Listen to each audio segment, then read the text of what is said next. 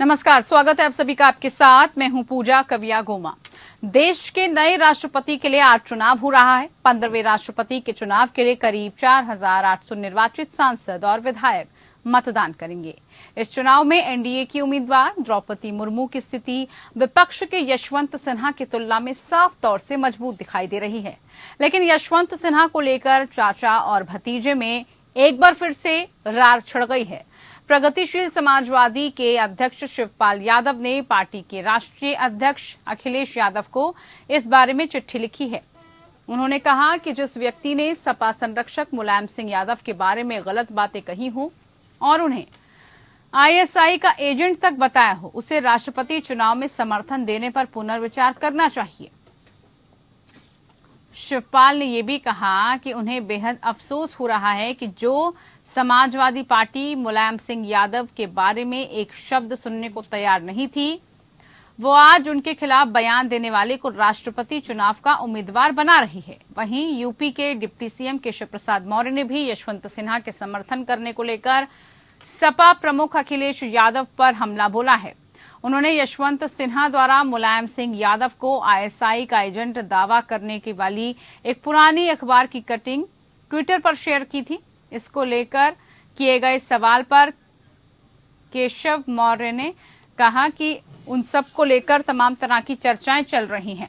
अब देखिए, एक तरफ हम राष्ट्रपति चुनाव की बात कर रहे हैं तो दूसरी तरफ उपराष्ट्रपति चुनाव के जो उम्मीदवार हैं एनडीए की तरफ से जगदीप धनखड़, जो उनकी तस्वीरें आप देख रहे हैं, देखिए वो अपना नामांकन भरने के लिए गए हैं और साथ में तमाम नेता उनके साथ हैं। प्रधानमंत्री नरेंद्र मोदी एक तरफ उनके साथ मौजूद हैं, राजनाथ सिंह तस्वीरों में आपको दिख रहे होंगे, इसके अलावा जेपी नड्डा आप तस्वीरों में देख रहे हैं, अमित शाह वहां पर मौजूद हैं। तो नामांकन की जो प्रक्रिया है वो चल रही है और उस नामांकन की प्रक्रिया के साथ ही जगदीप धनखड़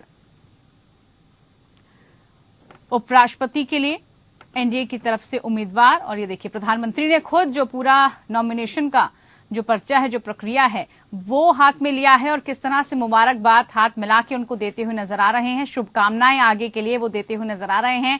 तस्वीरें आप देख रहे हैं, तमाम गणमान्य लोग मौजूद हैं यहाँ पर, बड़े चेहरे आपको तस्वीरों में नजर आ रहे होंगे। प्रधानमंत्री ने हाथ मिलाकर जगदीप धनखड़ का स्वागत भी किया है और आगे के लिए शुभकामनाएं उनको दी हैं। हाथ जोड़कर सभी का अभिवादन करते हुए, सभी का अभिनंदन स्वीकार करते हुए यहाँ पर तस्वीरों में नजर आ रहे हैं। आपको बता दें कि इससे पहले जगदीप धनखड़ का नाम एकाएक सामने आया, जो कि फिलहाल पश्चिम बंगाल के गवर्नर हैं।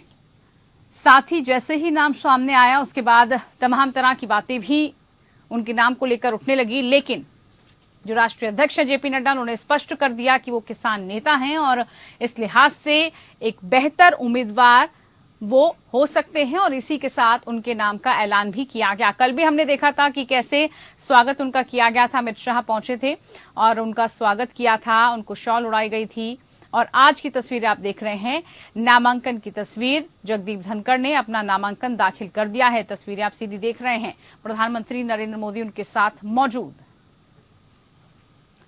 तो चलिए, वो हम तस्वीरें आपको दिखा रहे थे नामांकन की, और जिस विषय को लेकर आज हम आपके सामने पेश हुए हैं वो रार पर सवाल उठ रहे हैं कि केशव मौर्य ने भी कहा है कि अगर अखिलेश यादव विपक्ष के उम्मीदवार का समर्थन करते हैं तो यूपी के लोग ये समझेंगे कि वो मुलायम सिंह पर लगाए गए आरोप से सहमत हैं। केशव प्रसाद मौर्य ने कहा कि हम लोग बड़े बुजुर्गों का आदर करते हैं, चाहे वो किसी भी दल के नेता हों। हमने यशवंत सिन्हा के आरोप को इसलिए सार्वजनिक करने का काम किया था कि वास्तव में अखिलेश यादव इस बात का जवाब दें कि जो आरोप लगाए गए थे उससे वो सहमत हैं या नहीं। वहीं बताया यह भी जा रहा है कि यशवंत सिन्हा को समर्थन देने से मुस्लिम विधायक भी खफा हैं, जिनको मनाने के लिए अखिलेश यादव ने डिनर डिप्लोमेसी का सहारा लिया है।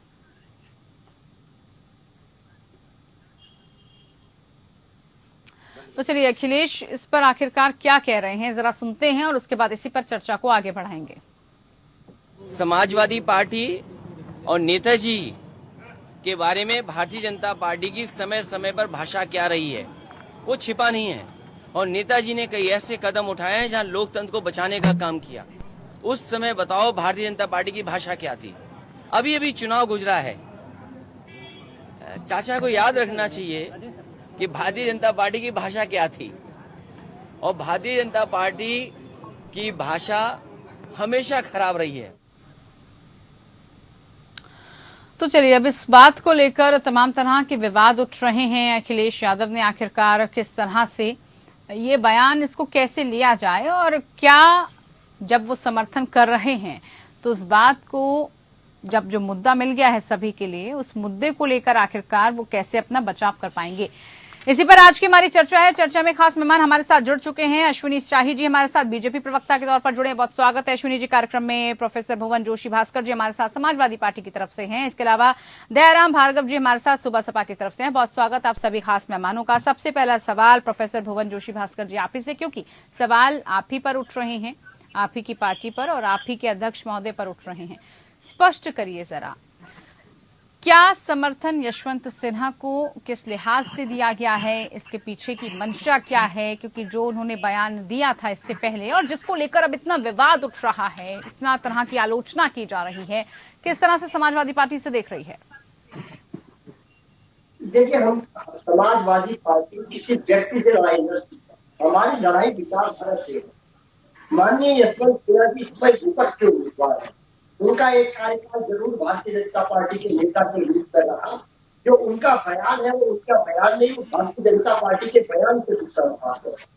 आज वो भारतीय जनता पार्टी का विरोध कर रहे हैं और जो समाजवादी पार्टी की शुरू से जो विचारधारा रही है वो भारतीय जनता पार्टी के खिलाफ है।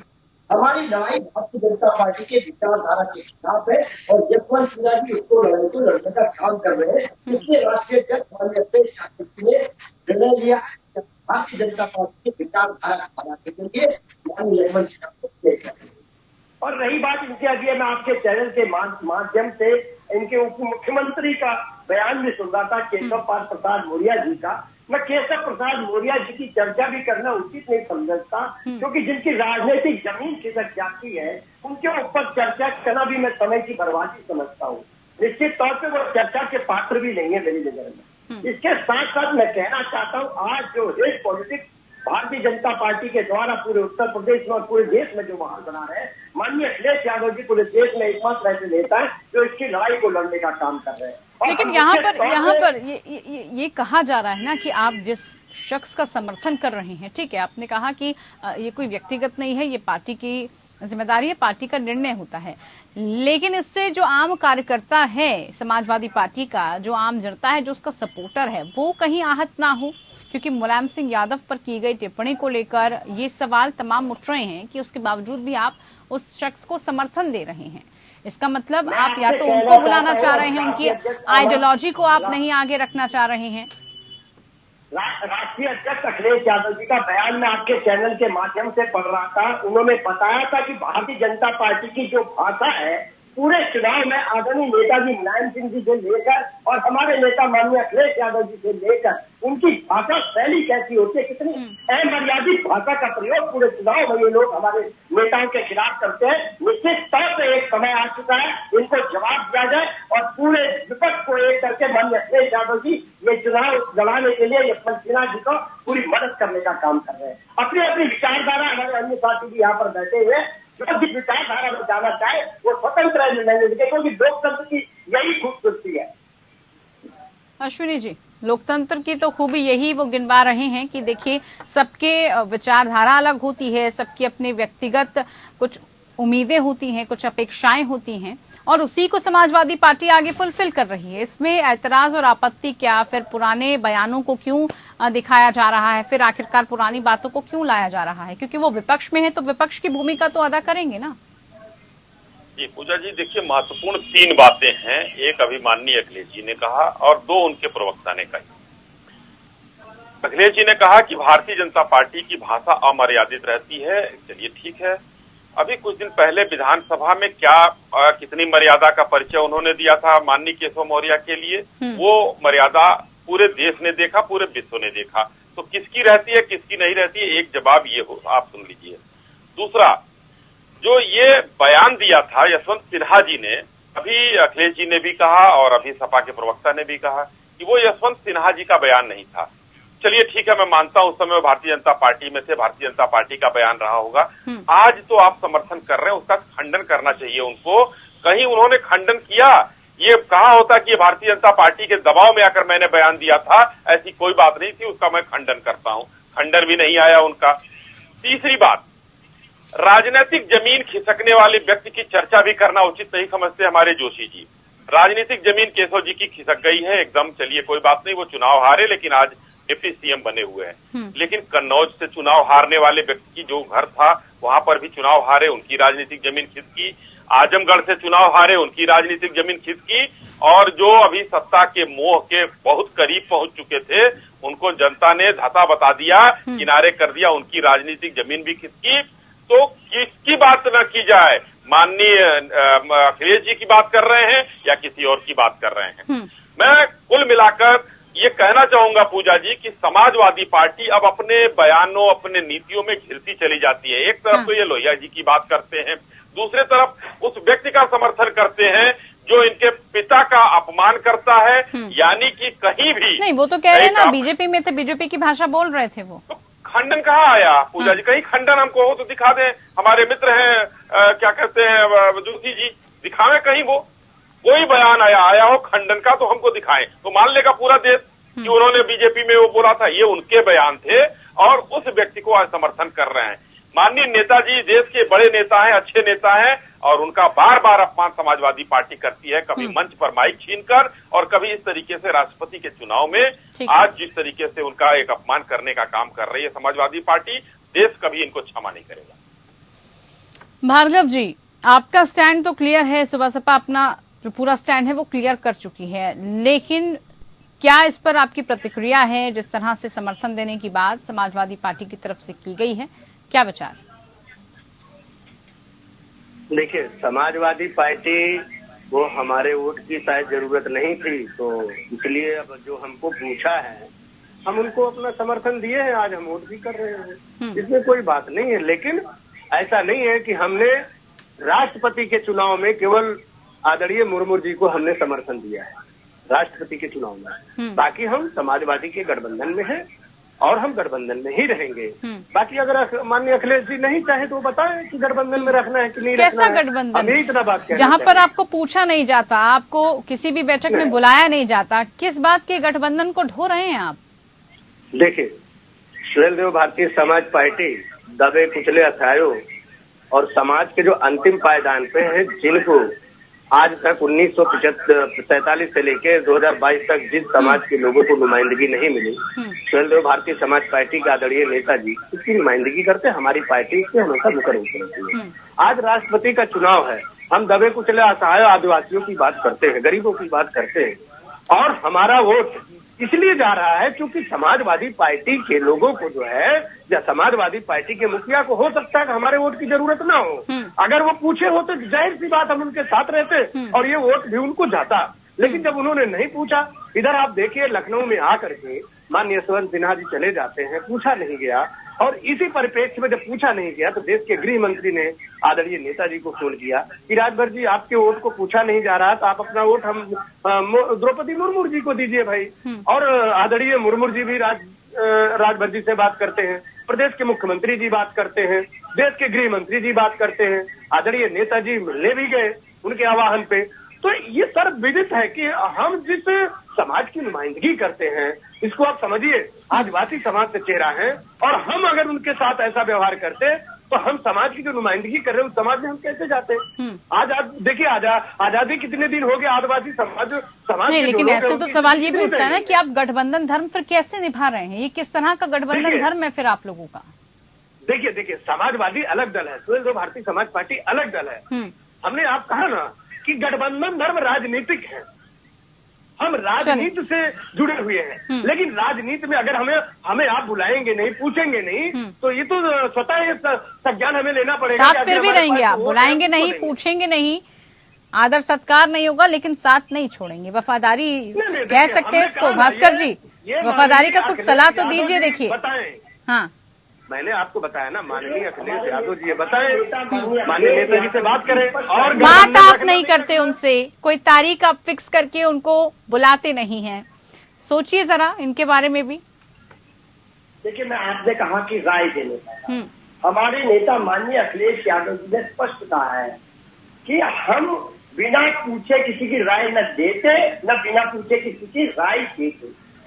हम निश्चित तौर पे जो बड़ी लड़ाई लड़ने का काम माननीय अखिलेश यादव जी के नेतृत्व में कर रहे हैं, और वो बड़ी लड़ाई है देश पॉलिटिक्स के खिलाफ, जिसके कारण उत्तर प्रदेश और देश का सौहार्द खराब हो गया। उस सौहार्द को बचाने की लड़ाई माननीय नेता अखिलेश यादव जी के नेतृत्व में समाजवादी पार्टी लड़ रही है। वो हमारी बड़ी लड़ाई है। हम अब राय इसको क्या दें, इनकी स्वतंत्र पार्टी है, ये भी निर्णय ले सकते हैं। हम इसमें क्या कह सकते हैं राय, और हमारे नेता जबरदस्ती किसी को राय देते भी नहीं है और राय जबरदस्ती लेते भी नहीं है। राय देने और लेने का एक तरीका होता है संवैधानिक तरीके से। वो आपस में दो लीडर जब मिलते हैं, व्यक्तिगत बातें होती है, उसमें राय दी भी जाती है। सार्वजनिक मंचों से और मीडिया के माध्यम से राय नहीं होती, उसे बैक गेम कहते हैं। तो बैक गेम हमारे नेता करते नहीं है। जो करते हैं स्पष्ट करते हैं, मिलते हैं जुलते हैं, तब बात करते हैं। ये तरीका समाजवादी पार्टी के सभी कार्यकर्ता फॉलो करते हैं। अश्विनी जी, अब यहाँ पर हालांकि दोनों के आपस में ये विचार विमर्श है, लेकिन जिस तरह से बीजेपी की एनडीए की भूमिका रही है, उसने सबको साथ जोड़ा है। उनसे सबसे पहले बातचीत की है जिनको कोई नहीं पूछ रहा था, और इस बात का फायदा मिलने वाला है रिजल्ट के बाद। देखिए, हम लोगों ने समाज के हर उस वर्ग के व्यक्ति को पूछा है, हर उस राजनीतिक दल को पूछा है जो दलित और शोषित आदिवासी के कल्याण के लिए काम करता है। चाहे मध्य प्रदेश में एक वोट की बात है, जबकि हमारी आज राष्ट्रपति की उम्मीदवार जो है द्रौपदी जी लगभग जो है 3 लाख से ज्यादा वोटों से जीतने जा रही हैं। 6.5-7 लाख वोट उनके पास हो चुके हैं। लेकिन उसके बावजूद भी एक ओम प्रकाश राजभर जी का जो चुनाव यहाँ उत्तर प्रदेश में था, हमको करना था उनकी पार्टी का, कि एक हम लोगों ने आह्वान किया। द्रौपदी जी ने भी स्वयं बात की, अभी जैसा हमारे भाई अभी प्रवक्ता ने बताया, भार्गव जी ने, मुर्मू जी ने बात की, माननीय मुख्यमंत्री जी ने उनको बुलाया। लेकिन अब अभी देखिए, आज भुवन जोशी जी कभी भी हमारे डिबेट में बड़े चैतन्य रहते और हंसते रहते हैं, लेकिन आज बड़े तनाव में लग रहे हैं, क्योंकि ये चीजें लग रहा है, ऐसा लग रहा है कि आज समाजवादी पार्टी कहीं न कहीं बैकफुट पर खड़ी है, और राजभर जी की पार्टी इस समय देश में एक बेहतर तरीके से गेम खेल गई दलित आदिवासी के नाम पर, क्योंकि इन लोगों ने विरोध के लिए विरोध किया। और पूजा जी, ये देखने को मिल रहा है आज जिस तरीके से समर्थन मिल रहा है, मैं अतिशयोक्ति नहीं होगी मेरा कहना कि आज शाम तक या जिस दिन चुनाव की गणना होगी उस दिन आप देखिएगा बहुत सी दलीय सीमाएं टूटेंगी, और इनके भी बहुत से विधायक अपने मन की आवाज, अंतरात्मा की आवाज पर द्रौपदी जी को वोट करते हुए नजर आएंगे, क्योंकि व्हिप नहीं होता है इसमें, इसलिए वो लोग आदिवासी दलित के नाम पर वो लोग जरूर करेंगे, और ये करना भी चाहिए विरोध के। आज देखिए, एक बहुत अच्छी चीज मैं बताना चाहूंगा, हमारे अखिलेश जी ने यहाँ समर्थन किया, लेकिन जिसने जसवंत सिन्हा जी को उम्मीदवार बनाया, ममता बनर्जी जी ने, उनका बयान आपने देखा, ये हमको पता होता मुर्मू जी अगर उम्मीदवार बन रही हैं तो मैं जसवंत सिन्हा जी को आगे न कर। अब वो अपने आदिवासी किले को बचाने के लिए ये बयान दे रही हैं, यानी कि उनको ये दहशत है, और बंगाल में उन्होंने प्रचार करने के लिए उनको जसवंत सिन्हा जी को नहीं बुलाया। तो ये पूरे देश में दलीय सीमाएं टूट रही हैं। भारतीय जनता पार्टी इस प्रयास में थी, इन लोगों को भी बड़ा दिल दिखाते हुए ये चाहिए था कि उनका नामांकन वापस ले और द्रौपदी मुर्मू जी को निर्विरोध निर्वाचित करके एक इतिहास कायम करे कि हम दलित और आदिवासी और पिछड़े के साथ हैं।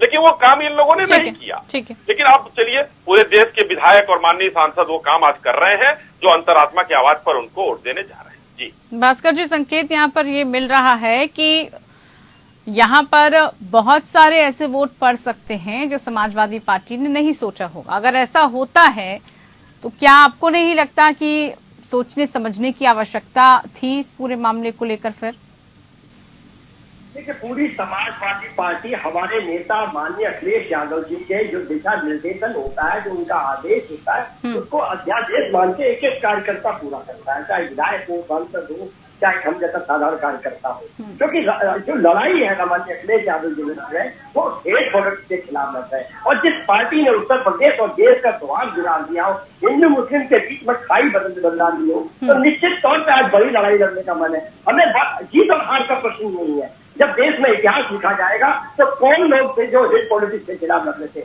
निश्चित तौर पर उस समय देश और प्रदेश हमारे माननीय नेता अखिलेश यादव जी को करेंगे कि जो गंगा जमुना तहजीब हमारे देश की और प्रदेश की संस्कृति है। नहीं, वो सब उसको तो ठीक बचाने की है, लड़ाई वो के ठीक लिए है, लेकिन अभी राष्ट्रपति उम्मीदवार को लेकर हम चर्चा कर रहे हैं, उसके समर्थन को लेकर हम चर्चा कर रहे हैं।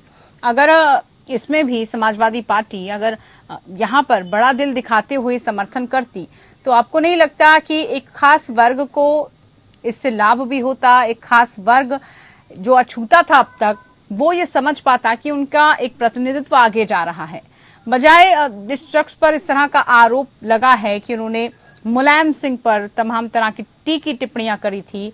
अब क्या संदेश इससे जाएगा? बार बार ये सवाल इसलिए दोहराया जा रहा है क्योंकि विपक्ष इस मुद्दे को बहुत गंभीरता से बताना चाहता हूँ आपके चैनल के माध्यम से। भारतीय जनता पार्टी का बड़े से बड़ा नेता और छोटे से छोटा कार्यकर्ता चुनाव के वक्त में माननीय मुलायम सिंह जी और माननीय अखिलेश यादव जी के लिए इसका मतलब ये सोचा जाए भास्कर साहब कि जो पहले कहा, जिस तरह की बातचीत पहले हुई, जो भी टिप्पणियां की गई, जिस तरह के शब्दों का, जिस तरह के बोलों का इस्तेमाल किया गया, वो सब भूल चुके हैं। अखिलेश यादव भी, समाजवादी पार्टी भी बुला दिया गया है। वो मतलब वो विचारधारा है ही।